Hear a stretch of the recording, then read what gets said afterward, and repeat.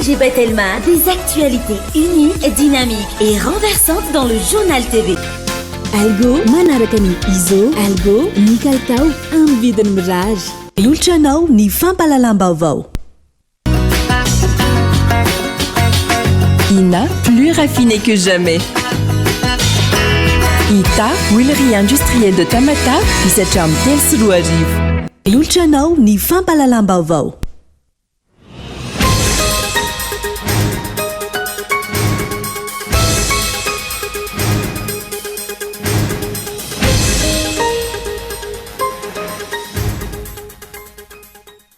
Misy antony manokana ny fihaonan'ny filoha frantsay sy ny filoha Andry Rajoelina ny ho an'ny Frantsa hoy manam-pahaizana momba ny fifandraisana iraisam-pirenena. Tsy fifandrifian-javatra ny nanemorana ny dian'ny ministry ny raharaham-bahiny frantsay izay tokony ho avy eto Madagasikara ny herinandro teo raha ny fanazavana. Namoaka fanambarana iraisana manameloka ny fomba fiasa sy ny fitantanan'ny seny ny zotra-pifidianana ankehitriny ireo antoko politika misy adimy ahitana ny AMP na ny ampela manao politika, ny HVM, ny MFM, ny Malagasy miara-miainga sy ny MTS androany fahasivany volana Jona. Nosingan'izy ireo manokana ny fanavoazana tanteraka ny lisam-pifidianana izay natao tao anatin'ny fanitsakitsahana ny lalàna mifehy ny fifidianana. Nososen'ny fitondram-panjakana ireo andinin-dalàna efatra lehibe anatin'ny lalàna fehizoro laharana 4.4 tsipika ohatraohatra 7 momba ny lalàna mifehy ny fitantanam-bola mahakasika ny fanafoanana ny fanitsiana ny teti-bola-panjakana na ny LFR ho an'ny taona 2024. Isan'izany ny abetsahan'ny sora-bola mivangongo amin'ny taona iray ho ana ministera na androm-panjakana nanaovana fandrotsaham-bola izay efa mihoatra ny 100 ny sora-bola ankehitriny hoy ny mpikambany komisiona misahana ny teti-bola eo anivon'ny anteny miram-pirenena ka tokony hanaovana fanitsina. Ikatona ny Université Panjakana rehetra manerana ny nosy aorian'ny fankalazana ny fetim-pirenena raha tsy maray ny karama ny SSS sy ny mpampianatra antselika araka ny fanambarana nataon'izy ireo. Ankoatr'izay, takian'izy ireo ihany koa ny ampiarana ireo didim-panjakana miisa 4 momba ny mpampianatra mpikaroko sy mpikaroko mpampianatra. Any ivelany, tsy mitsahatra mipoitra tsikelikely ankehitriny raha rafy tsy fanarahan-dalàna ataon'ny filoha Amerikanina teo aloha Donald Trump. Ny fahitana ireo taratasy mirakitra ny tsiambaratelo ny Maison Blanche indray izao no raharaha anenjehina azy antoto taratasy izay hita tao amin'ny trano fonenany ary avy hatrany ary ny antsipirindreo.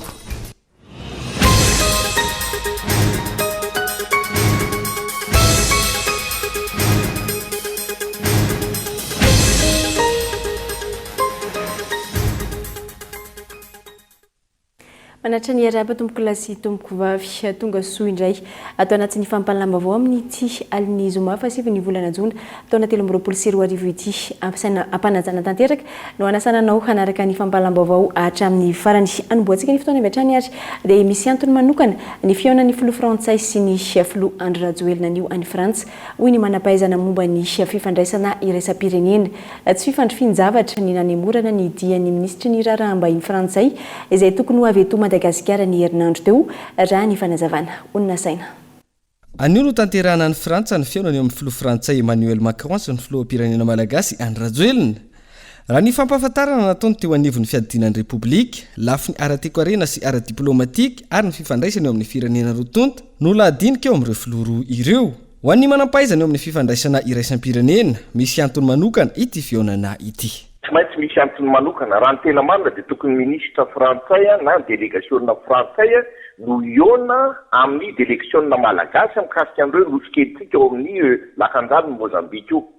Ireo zany zao tsy tsisy resaka amin'izao fotoana izao fa tonga dia resaka lehibe noho izay ao anatin'ny fifandraisan'ny rotonta amin'ny ankapobeny dia izay ny antony ampanatrona ny filoha Andry Rajoelina tsy resaka ihany momba ny izay mety hoe disadisa na fifandraisana madinidinika eo firenena rotonta fa eo amin'ny lafiny amin'ny ankapobeny mihitsy manahoana ny tombontsoan'ny frantsay eto Madagasikara ary mbola afaka iary ny tombontsoan'ny frantsay eto Madagasikara dia ny filoha Andry Rajoelina raha bangola zany dia noavin'ny Andry Rajoelina dia miakina amin'io fihaonana amin'ny filoha Macron io.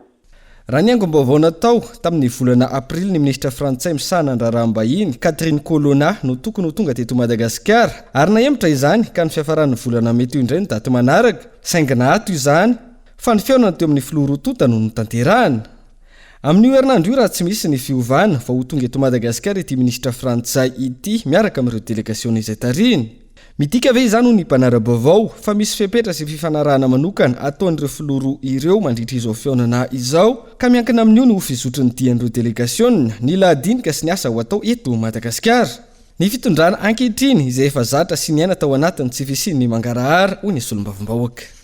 Aloha kosa maleo teny tsika raha tonga any izy anazy zany fa anjarantsika gasy no manontany, anjarantsika olom-boafidy na olon-tsotra no manontany hoe inona ny azonao tany, inona no ataonao tany, anjarantsika izay hoe aninona any nisy inona. Misy oabolana ny oetin'ny solombavambahoaka moaly hoe ny faharoa ny raha matsatso ny lohany dia ratsy zany.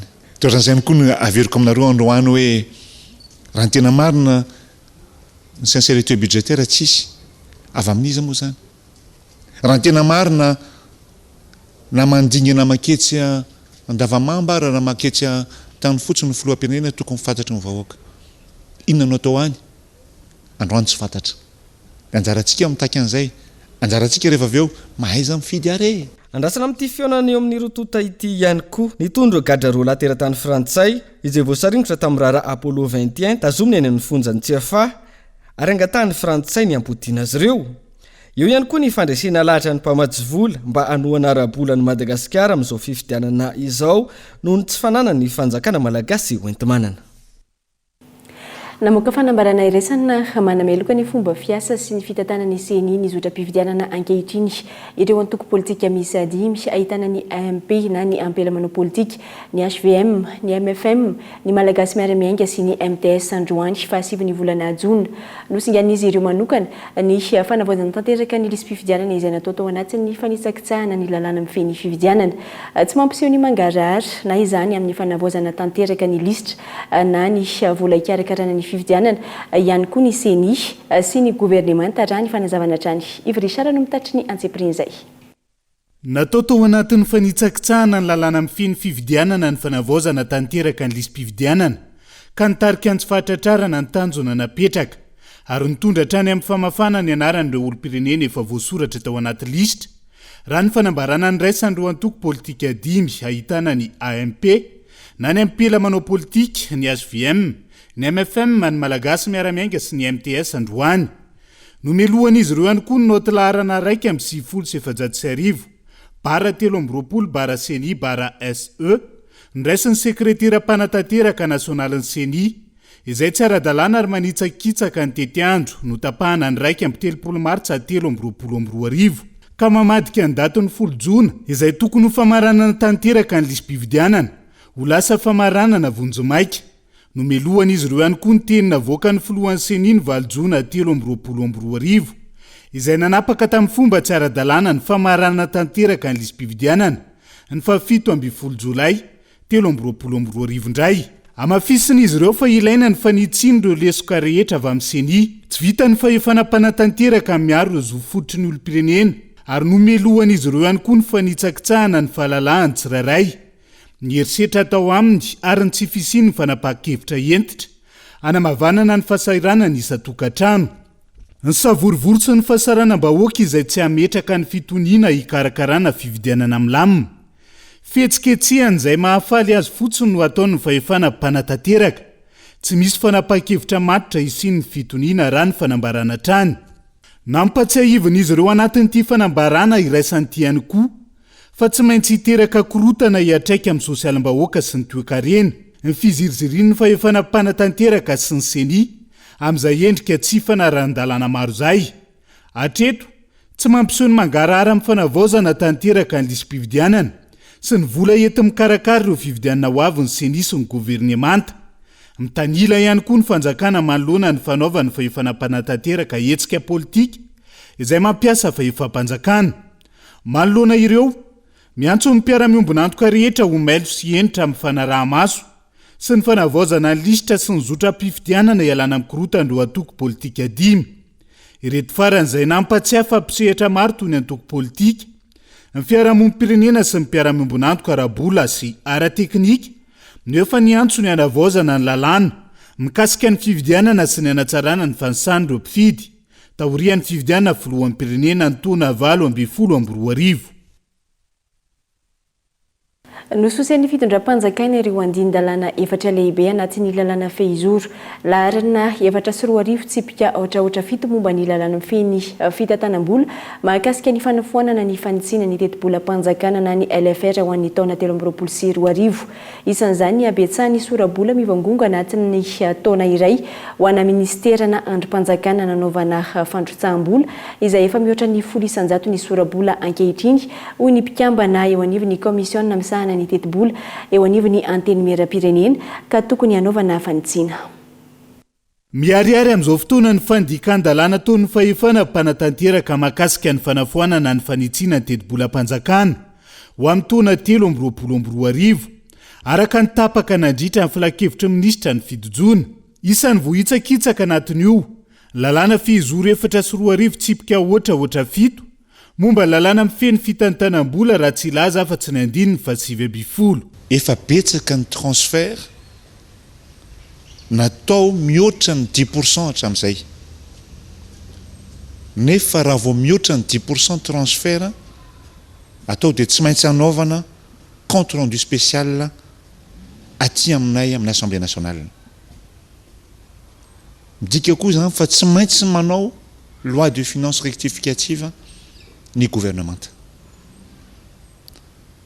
Raha momba ny siny fotsiny resantsika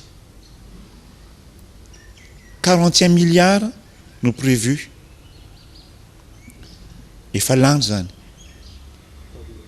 tamin'ny LFI. Anio tsika efa misy 8 milliards 735 millions d'ariary izay mihoatra ny 20%. Midika zany fa tokony mandefa manao LFR ihany zany. Momba ny article 20 crédit d'avance io dia raha misy urgence vao manao an'io ary tsy mihoatra ny 1% ary porofona tsara fa urgence. Zany siny zany tsy urgence tompoko. Zany élection zany tsy urgence satria maninona ny élection efa prévu efa ela efa taona lasa efa prévu hoe anao élection tsika. Ny zavatra tsy prévu dia ny avandra, zavatra tsy prévu dia ny cyclone. Anao avance an'izany ve ny firenena ny Juin matin'ny avandra ny aminay tany fotsy, matin'ny avandra ny varinay any Ambatondrazaka. Aiza nataon'ny ministère de l'agriculture, aiza nataon'ny gouvernement. Ankoatran'ireo pitsopitsony tsy maintsy arahana amin'ny fitantanana sy fikirakirana ny volam-panjakana voarakitra anatin'io lalàna fehizoro momba lalàna mifeny fitantanam-bola io. Voahitsakitsaka ihany koa ny tokony hitandrona ny fenikevitra araka ny fahamarinana na ny principe de sincérité sy ny andraikitra manokana omena ny anteny mera-pirenena araka ny voalaza ny 7/7. Momba ny article 42 sincérité de crédit dia tsisy mahasincérité an'izany amin'ny LFI satria miova be, tsy mitovy amin'ny lanina tamin'ny LFI itsony amin'izao ankehitriny zao fa ovaovaina isan'andro. Article 57 dia anjaranay ato amin'ny Assemblée nationale, fanomezana voninahitra ny Assemblée nationale ary lanjan'ny Assemblée nationale mifisiny zany ny anteny mera-pirenena zany. Article 57 contrôle politique dia tsy maintsy mandefa aty amintsika aty amin'ny Assemblée nationale ireo document voalaza indroa isa-taona aty amintsika ny finance zany. Tsy maintsy mandefa ireo document azo atao tsara zany ny mitaky sy manao an'ireo contrôle politique ireo. Inona ny dikan'izany? Tsy fanaran-dalàna, tsy manaraka ny lalàna misy eto amin'ny tany sy ny firenena re tompoko ny gouvernement anio. Midika inona koa zany? Miala tsiny, miala fondro tompoko. Tsy mankahala olona izahay, tsy mankahala ny premier ministre izahay, sanatry ny vava ladiny lela, tsy mankahala ministre izahay, fa kosa tokony anara-dalàna ianareo tompoko. anio tsy manara-dalàna ianareo. Ireo rehetra ireo no ety milaza fa fanitsakitsahana ny lalàna velona eto amin'ny firenena ary tsy fanomezana asina ny fahefana mpanao lalàna ny fanafoana ny fitondram-panjakana. Ny fanitsiana ny tedi-bola-panjakana na ny alafara ho antoana 322 raha ny voalaza ny tatry filakevitra minisitra ny fijoana ankilany. Ny fombafomba izay mampiato anaty fotoana voafetra ny fampiasam-bola-panjakana.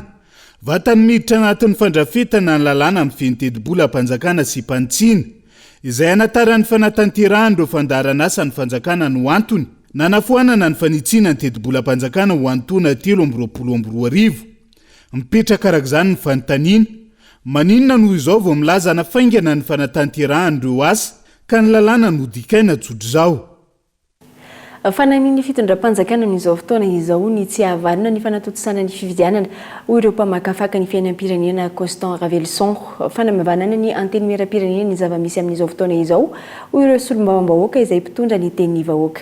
Henri Florian. Ho entina makaiza ny fitantanan-draharaha eto amin'ny firenena. Io no isan'ny fanontaniana apetraky ny maro amin'izao fotoana izao, manoloana ny olam-bahoaka sy ny fomba fitantanana ny volam-panjakana amin'ny ankapobeny, indrindra fa tsy ny fanaovana ny fanitsiana ny tedi-bola-panjakana araky ny tapaka nandritry ny filan-kevitry ny minisitra tamin'ity herinandro ity. Manao izay metimety aminy mpitondra fanjakana amin'izao fotoana, hoy ny mpamakafaka fiainam-pirenena Constant Ravelson Juin, ary tsy nieritreritra akory ny fiatrehany fifidianana. Ka le zany misy zavatra tsy teny akory tsy maty fa misy zavatra fananiana atao amina tsy mety mampaeritreritra le fitenin'ny mpanohitra sasany hoe tsy mahay ninina kanefa za azoko antoka fa mahay ireo fa mahay no an'ny tenany izy fa minitsy manao ho an'ny firenena dia ohatrany hoe tsy mahay. Efa tramin'izy voninitra teo tamin'ny 1920 dia efa fataka fa tsy maintsy misy fifidianana amin'ity. Io semina tsangana io zany efa mandritry ny taona vitsivitsy mifandimby ary indrindrindrindra efa hatrany amin'ny tamin'ny taona lasa dia efa afaka namola vola ny tetika rehetra mpandehanana fifidianana ary nametraka tamin'ny fitondram-panjakana ny vola ilaina hoe zao ny ilaina. Fa eo zao dia mety hiteny ndray ka tsy mahay ninina mahay ho azy tena misy ho ohatran'ny izay tsy havanina le fifidianana amin'ity mihitsy natao.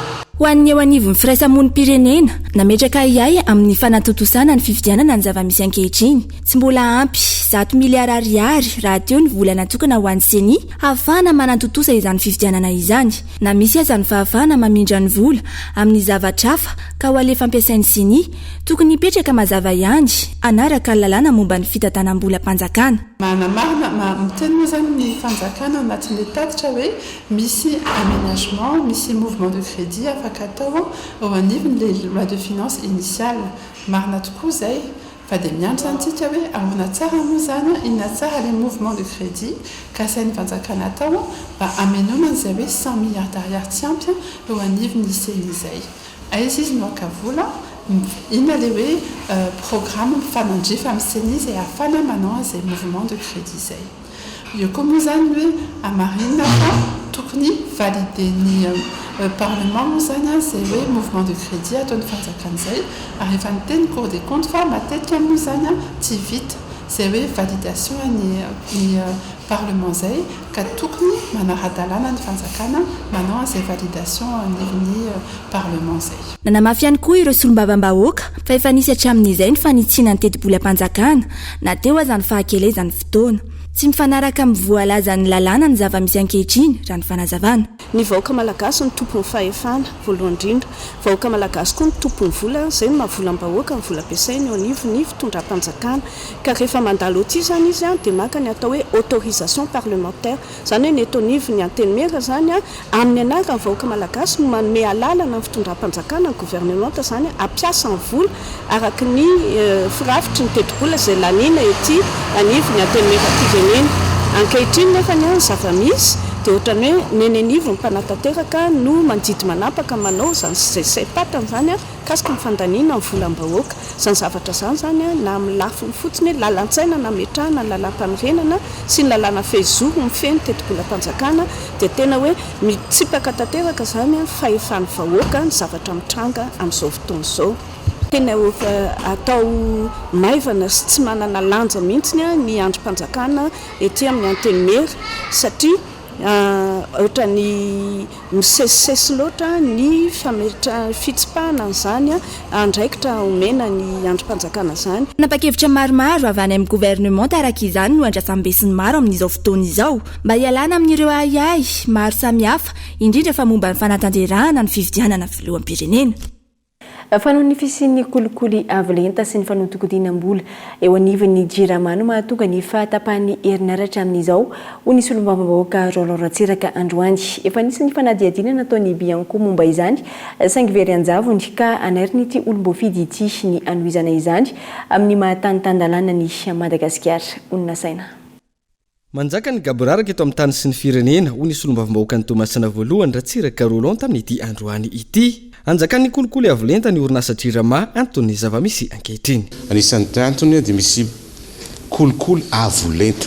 Tena avolenta tsy piasan'ny jirama, tsy mpitantana ny jirama fa le kolikoly ambony noho zay. Vola mitentina eo amin'ny 50 millions de dollars isa taona ny fakturena mihoatra ny faktura normale momba ny famatsiana solika. Amitoy le zavatra nisy tamin'ny tetezamita mbola lalana taratasy ny enquête Bianco zay mikasika ny Andriamatoa Mamravatoumanga zay voaroiroy anatina détournement 80 milliards d'ariary location na groupe électrogène fictif de le virement mandeha à l'île Maurice. Io zany dossier am Bianco mazava magagana Bianco tsy nanoy an'le dossier de angavina am Bianco ankehitriny mbola anoy an'izay enquête zay taloha zay aramorona enquête vaovao amin'izany zavatra voateniko zany.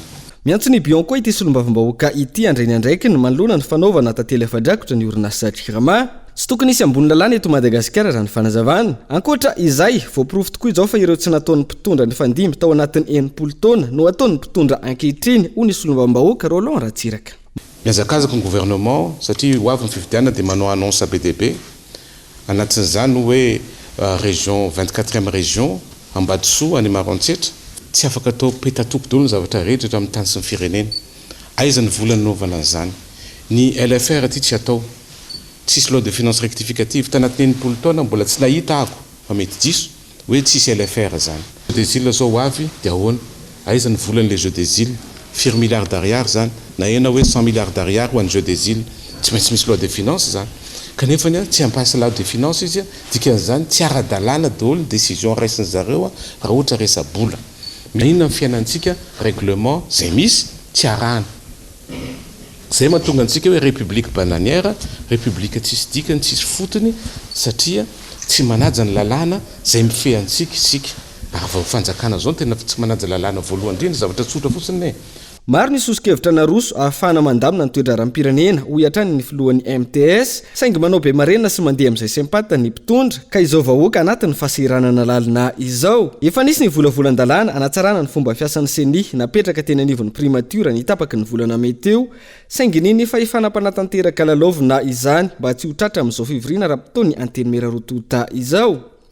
Ny fifidianana ho tanterahana eto amin'ny firenena izay mbola mampametra-panontaniana ity solombavambahoaka ity na isy na tsy noho ny tsy fanana ny fanjakana hoentimanana amin'izany fa ihany koa tsy mbola nazo ny fanampiana avy amin'ireo mpiara-mombinanto noho ny tsy fisiany ny fahaiza-mitantana ny fanitsakitsana ny demokrasia ary ny tsy fanarahana ireo rekomandation nataon'ny vondrona Europeana taorian'ny ny fifidianana filoham-pirenena faranteo.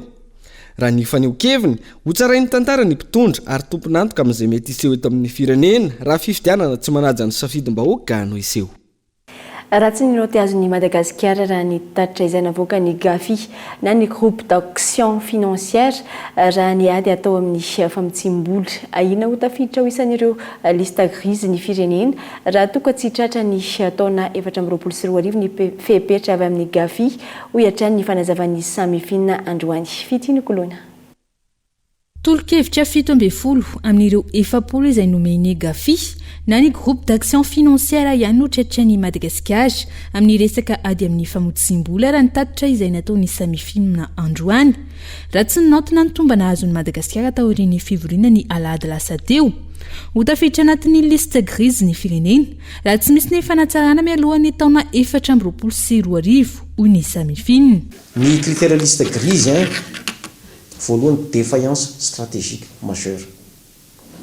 raha mbola évaluena voalohany ianao tsy tonga dia anatin'ny liste grise satria vao zay no vao niditra fa rehefa avy eo amin'izay no tafiditra anatin'le suivi renforcé ohatran'izao dia misy fempotoanao mena dia rehefa tsy ampy le effort ataonao irégulena an'le défaillancenao zay no andatsahananao liste grise fa raha ny tena marina zao ohatra hoe reo résultat immédiat araky amby folo reo raha misy efatra amin'ireo fotsiny no faible effectivité dia tokony liste grise le firenena tsika araky ny teneniko teo folo faible daholo fa iny évaluation ntsika voalohany dia mbola tsy nalatsaka aloha tsika le ezaka zany tsy miezaka ianao nefa hita hoe ratsiratsy zay no andatsahananao amin'ny liste grise ny recommandation le big six ny mena raha misy rona telo amin'ny big six non conforme dia tokony milatsaka liste grise ianao dia nitsika tamin'ny voalohany tokoa effectivement roa angambany mba netinety tao isyakony amin'ny toekarena eto amintsika ny fidirana amin'izany liste grise izany raha ny fanazavana isany amin'izany ny tsy fatokisana ireo vondrona iraisam-pirenena intsony ny fanjakana malagasy sy ny fifandraisana eo amin'ny tsena iraisam-pirenena ny lafiratsiny liste grise dia izao anaovan'olona vigilance renforcée daholo ny transaction ifandraisany amin'ny Madagasikara raha latsaka anaty liste grise Madagasikara noho izany a lasa ela be ny fandraharahana misy fiantraikan'izay zany amin'ny toekarena eto Madagasikara faharoa ny fifandraisana ara-bola amin'ny fandraharahana sady mehela no mety ikatso satria mety hiala ao anatin'ilay correspondance bancaire Madagasikara isorona ho azy moa zany ary tsy afaka mampiasa n'ilay hoe système swift io no fandefasan'ny banque vola sy fandraisana vola avy any ivelany raha vao latsaka anatin'ny liste grise antsika ka tsy afaka mampiasa swift ny banque eto amintsika tsy afaka nafatra entana ntsony na andefa entantsika satria tsisy transaction financière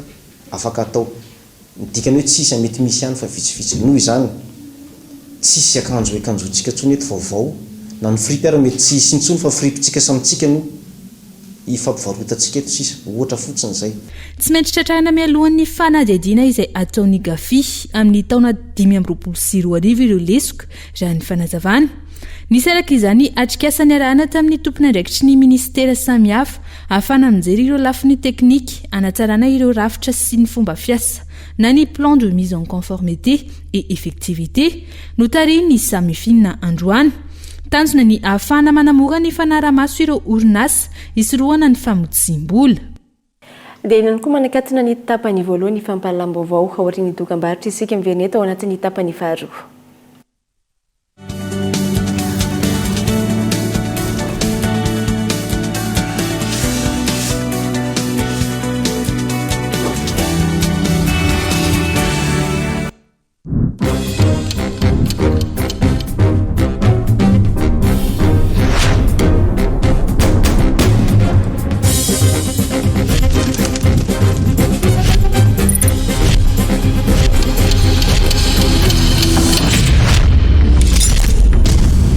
balik om 40 plus manomboka amin'ny fitonjato-ariary isan'andro mandra-pahefanao ny vidiny manontolo fa inona ny mbola mahavariana anareo ao isakafo amin'izay mbalika mamiratra no aviko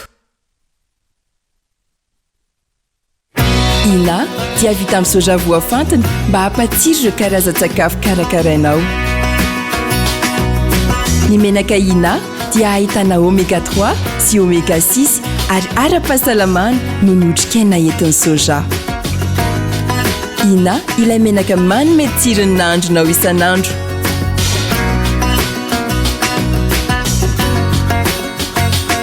ina plus raffiné que jamais ita huilerie industrielle de Tamatave misatra amin'ny telo sy roa arivo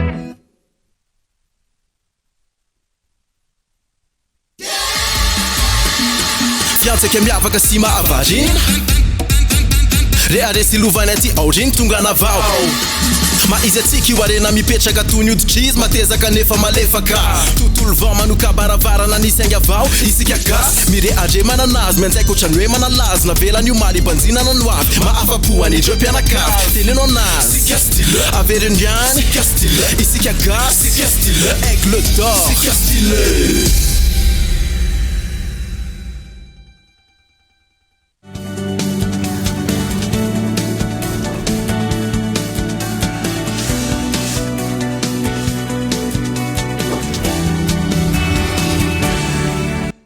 isaona trany tompoko lasy tomboko vavy misafidy araka ny fahita lavitra kolo atao anatin'izao tapany faharoa ny fampahalaam-baovao izao mamerina ny araba ary manasana ohatrany anaraka izany hatramin'ny farany ikatona ny Université Mpanjakana rehetra manerana ny nosy aorian'ny fankalazana ny fetim-pirenena raha tsy marainy karama ny SS sy ny mpampianatra antselika raha ny fanambarana nataon'izy ireo akoatra izay takin'izy ireo ihany koa ny ampiarana ireo didim-panjakana miisa 5 momba ny mpampianatra mpiaroka sy ny mpiaroka mpampianatra Rifialara Barvelo. Manome fepotona ny fanjakana andony karaman'izy ireo mialohan'ny fetim-pirenena ireo mpampianatra antselika sy mpampianatra mpikaroka ary mpikaroka mpampianatra eo anivon'ny CSS. Raha tsy voaloha io, ikatona tanteraka ny Université Mpanjakana rehetra manerana nosy raha ny fanambarana ataon'izy ireo androany. Eo ihany koa ny fampiarana ireo didim-panjakana momba ny allocation de recherche, reclassement, maintien et activité, recrutement ary ny emerita izay nivoaka tamin'ny 7 Jona taona 2024. Takiny ny CSS ny fandoavana faran'izay haingana ny karaman'ireo mpampianatra antselika vagadaire ny ora fanampiny heure complémentaire ho an'ny mpampianatra mpikaroka sy mpikaroka mpampianatra amperinasa ary indrindra ny indemnité de recherche et d'investigation ho an'ireo retraité chercheur nandritra ny 7 taona 2024 ka hatramin'ny 2024 mialohan'ny fetim-pirenena.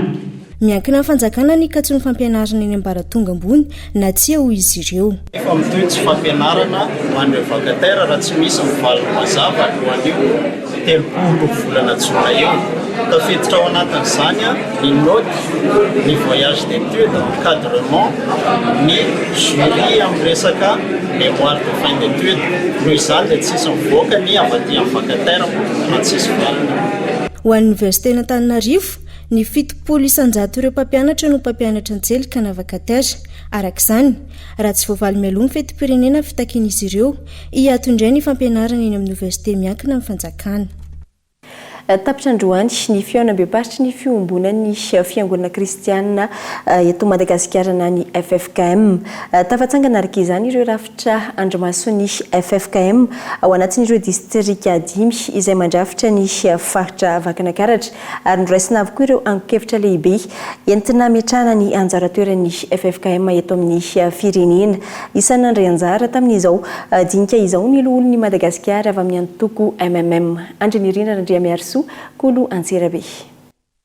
Tao anatin'ny 3 andro no nanatanterahana ny fiaonam-beparitry ny fiombonan'ny fiangonana kristianina eto Madagasikara na ny FFKM izay natao teto amin'ny renivohitry ny faritra Vakinakaratra. Nandritry ny atelona no nanangonana ireo ankevitra sy nananganana ireo rafitra ny FFKM na ny andromaso izay anaramaso ny fifidianana eny anivony ireo distrika izay mandrafitra ity faritra ity. Anisany ankevitra lehibe izay noresahana tamin'ity androany ity hoy ny tonian'ny FFKM ny hoe hatraizany anjara toerany FFKM eto amin'ny firenena. Eo ihany koa mahakasika ny resaka fifidianana indrindra fa ny fifidianana ben'ny tanàna sy ny mpanolotsaina izay efa tokony handeha amin'izao fotoana izao raha araky ny lalàna. Ngadina ihany koa tamin'ity androany ity ny mahakasika ny fifidianana mba iriny rehetra dia izao hoe fifidianana madio mangarahara ekeny rehetra no fifidianana izay voakeo na fifidianana inona moa tsy indriny rehetra ihany koa fa isan'ny tsy voaresaka mihitsy ny mahakasika ny hoe fifidianana ny ben'ny tanàna satria raha amin'izao fotoana izao raha araky ny lalàna dia efa tapitra ny fepotona isan'ireo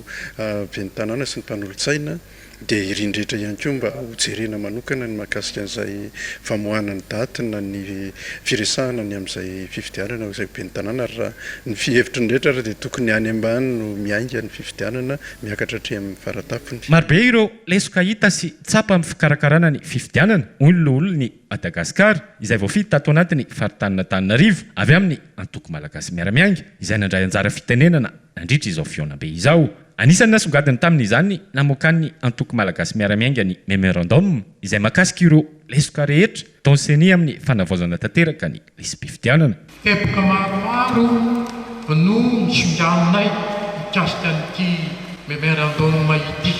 Ny fanontaniana anisan'ny tena avoakanay anatin'ity memorandum ity dia hoe zavatra efa fantatra fa 5 taona teo aloha izay. Maninona ny tsika tonga amin'izao situation izao. Tapy mandany ben'ny tanàna sy ny mpanolotsaina tsisy miresaka momba an'izany. Tapitra teny filohan'ny repoblika izao ny toe-javatra amin'ny trano. Fa ahoana marina moa zany hoe miaina nisan'ny mpifity eto Madagasikara 5 taona taty-aoriana. Zava-dehibe hony solombavam-bahoaka izay voafity tato anatin'ny distrika Antsirabe voalohany avy amin'ny Antoko Tim izao fiaonam-be izay ataony FFKM izao. Fitinina miteny fohy zany a dia hoe hijoro ny FFKM amin'ny lafiny rehetra izay tsy mety eto amin'ny firenena. Efa zavatra ankeza be zany, tsy amin'ny fifidianana irery ihany. Zay ny adevitra tao. Marina fa hoe maromaro ihany ny atoko politika teo misy koa nefa tsy tonga. Fa ho anay zany tiako Madagasikara aloha. Zay ny nandrasana hatramin'izay fa zao mahavelo-panantenana ary matoka voatafarina firenena ao aorian'ny fifidianana satria mandray andraikitra ny FFKM. Araka izany dia totosa teto amin'ny renivohitry ny fatry vakinakaratra nandritra ny 3 andro. Ny fionom-be-paritra ny fiombonany fiangonana kristianina eto Madagasikara na ny FFKM. Mbola vitsy ireo voambolana malagasy afaka ilazana ireo termes scientifiques momba ny karazan-javamananaina na ny biodiversité ka mananasarotra ny fampitambavao momba izany atreto. Izany indrindra no antony atrikasa tafiditra anatin'ny tetikasa varonary ny arahany ireo mpikaroka sy mpanao gazety ny fanaraka ny karoka adevitra amin'ny fomba mety ilazana ireo termes scientifiques manodidina ny karazan-javamananaina na biodiversité ireo. Nisy ihany koa ny fifanankalozana momba ny voka-pikarohana nandritra izany. Ny alarana Efson. Ahitana fivoarana ankehitriny ny lafiny fikarohana indrindra manodidina ny tontolo iainana. Isan'ny olana amin'ny fampahafantarana ny vaovao fa momba izany ankilany ny tsy fampiny ny fifanankalozana eo amin'ny mpikaroka sy ny mpanao gazety. Eo ihany koa ny fahasarotana amin'ny fitadiavana voambolana manodidina ny teny siantifika amin'ny famadihana izany amin'ny teny malagasy. Izany indrindra no antony atrikasa ary tafiditra ao anatin'ny tetikasa varona miaraka amin'ireo mpikaroka sy mpanao gazety na izany amin'ny fomba fiasa na ny fitadiavana miaraka ny voambolana ampiasaina amin'ireo termes scientifiques amin'ireo voka-pikarohana. Vraiment, parce qu'on a beaucoup parlé d'information des populations. Miresaka indrindra isika mahakasika ny fampahafantarana ny mponina fa ny mponina maniry ny aro ny tontolo iainana dia mponina mila mahay resaka tontolo iainana ary mila mpahafantarana azy izany ary ianareo no mampita izany fampahafantarana izany. Nareo ihany koa no atao hoe mpisintona lakilosy dia nareo no miresaka ireo raharaha izay tsy resahana rehetra ary ireny zavatra resahanareo ireny no anairana ireo fahefana mpanatanteraka. Ary zava-dehibe izany andraikitrareo izany, zava-dehibe ihany koa ny fanomezana lanja ny voka-pikarohana sy ny fanaraha-maso ny fampiarana ho an'ireo izay mampiasa izany. Par toutes les structures qui vont utiliser les résultats de la recherche dans leurs activités. Isan'ny tanjony tetikasa varona ny fiahina ireo karazan-javamananaina na ny biodiversité amin'ny fanamafisana ny fifanankalozana eo amin'ny siansa sy ireo mponina ary ny fiatompona andraikitra voakasika amin'izany. Tafiditra anatin'ny tetikasa ny fampiofanana sy ny fampionana ireo mpanao gazety sy ireo mpikaroka. Misy ihany koa ny fampahafantarana ireo voka-pikarohana. Ty atrikasa ty zany hoe mpanao gazety sy ny mpikaroka dia napetraka satria mahakasika ny resaka biodiversité zany hoe tontolo iainana moa zany mikapopeny dia napetraka satria hita hoe ny mpikaroka manana voka-pikarohana zay araka ny fantatsika zany na le zany le voka-pikarohana io ilainy amin'ny atao hoe amin'ny sehatra akademika tena hitondranana zany amin'ny fampianarana fikarohana reny manao doctorat mémoire sy ny sisa reny fa eo ihany koa ny hoe ny voka-pikarohana tokony hitondra ihany koa makany amina fampandrosoana na manampy amin'ny atao hoe ny zany ny fahafahana mandray fanapahan-kevitra na ny fa indrindrindra ihany koa tokony hanampy ny olona amin'ny fiovan'ny alors toka amin'ny teny vahiny comportement va le hoe toetsaina matsindray ohatran'ny efa lasa somary manerina foana dia zay zany mahita zay aty amin'ny sehatra fikarohana zany mahita hoe ny mpanao gazety ny monde média zany dia manana anjara toerana lehibe amin'izay atao hoe fampitana ny voka-pikarohana zay. tafiditra ao anatin'ny tetikasa ihany koa fa nisy fikaonandofo izay iarahana amin'ireo fahefana ampanatanteraka amin'izay fiahina nisy karazany zavamananaina izay raha ny fanazavana ary misy ny lama tsy maintsy apetraka isiny nisy vokatra azo sapahitanana manodidina izany fikaroana sy nisy fitadiavana vahaolana amin'ny fiahina ny tontolo iainana izay. Nahazo fiarabe fitateram-pako sy dabapako avy amin'ny PNUD ny commune Antananarivo renivohitra. Tanjon'ny fiara-miasa ny anatsarana sy anadiovana ary anomezana endrika ny tanàna n'Antananarivo. Dabapako miisa 510 sy fiarabe fitaterana fako miisa 2 no nomeny PNUD na ny programme des Nations Unies pour le développement ho an'ny commune Antananarivo renivohitra. Fanatsarana ny fanadiovana sy ny fahadiovan'ny tanàna n'Antananarivo sy ny manodidina. Fitaovana izay mitetina $20 izany.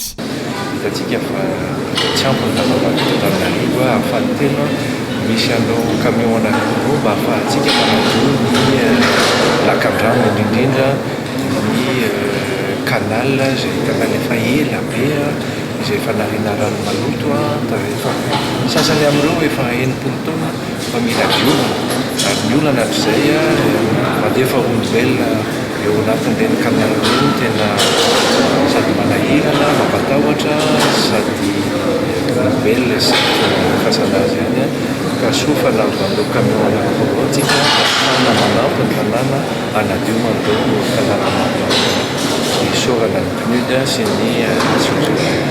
Manentana trano ny anajany rehetra ny fitaovana ny ben'ny tanàna androany.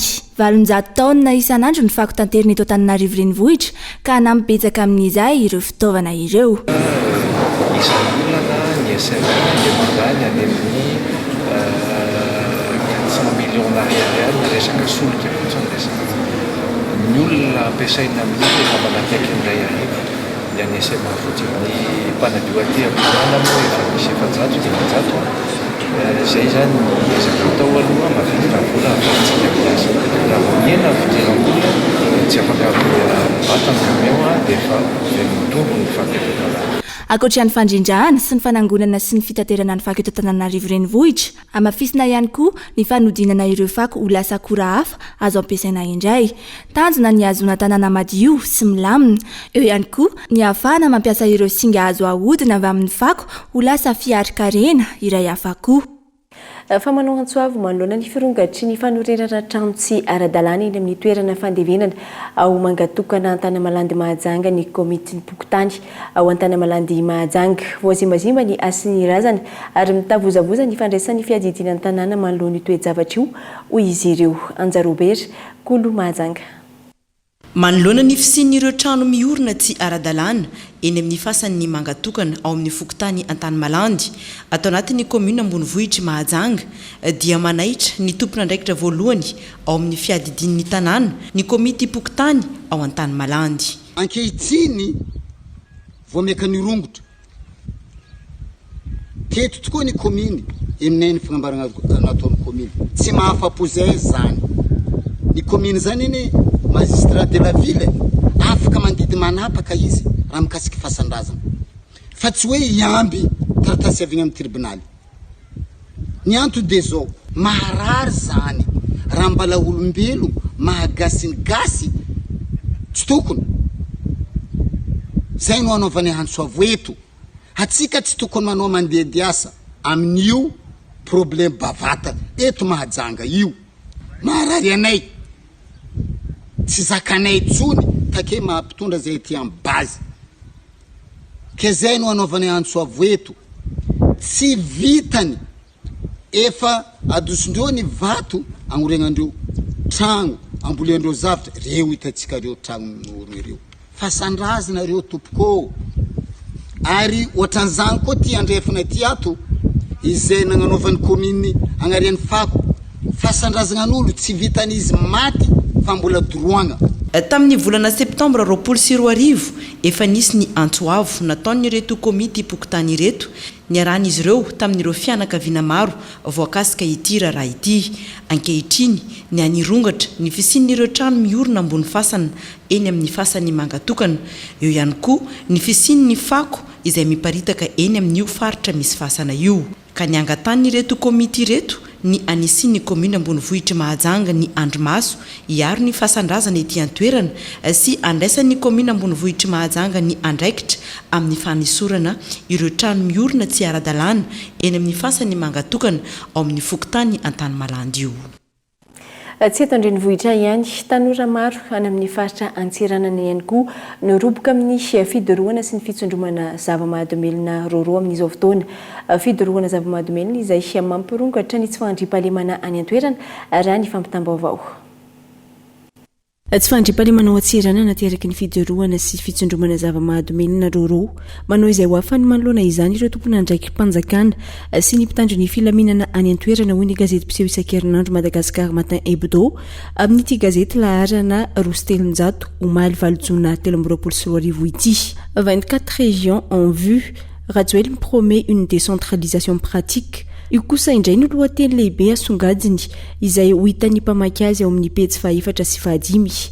Anamaivana ny fahasahiranan'ireo mponina any amin'ny distrika ny Maroantsetra sy Mananaravaratra manoloana ny fahalaverana sy ny ara-tsindalana mahakasika ny famoam-bokatra sy ny fikirakirana antota taratasy-panjakana no antony amoronana ny faritra fa 420 raha ny famakafaka ny gazety an-tsoratra Matin Hebdo.